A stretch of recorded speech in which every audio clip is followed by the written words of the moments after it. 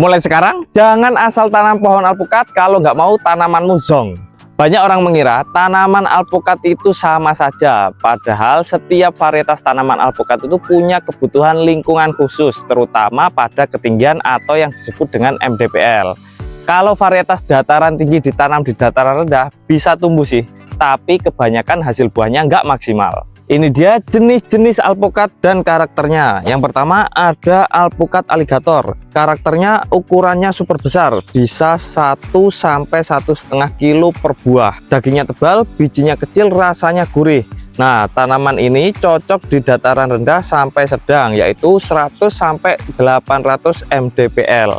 Yang kedua ada alpukat mentega. Karakternya warna daging kuning, tekstur lembut, rasa manis legit. Kulit tipis, biji sedang, cocok untuk dataran menengah yaitu 400–1000 mdpl. Yang ketiga ada alpukat peluang. Karakternya kulit mulus, tahan lama, daging kering, cocok di dataran tinggi yaitu 700–1200 mdpl.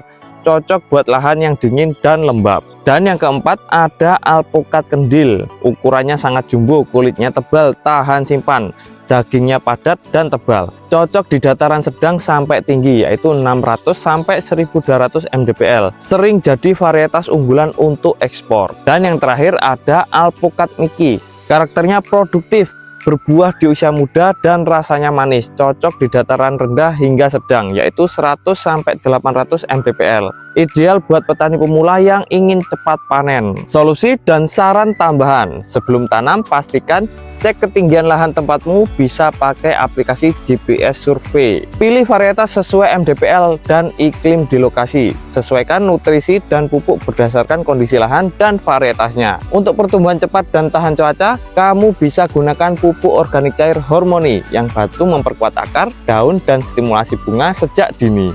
Alpukat itu ibarat manusia, setiap jenis punya tempat habitat favoritnya. Kalau kamu tanam di tempat yang tepat, maka hasilnya lebih maksimal tanpa banyak drama. Jadi sebelum tanam pohon alpukat, cek dulu MDPL-nya dan tentukan varietasnya agar hasilnya lebih maksimal. Buat kamu yang sudah tanam alpukat, boleh tulis di kolom komentar.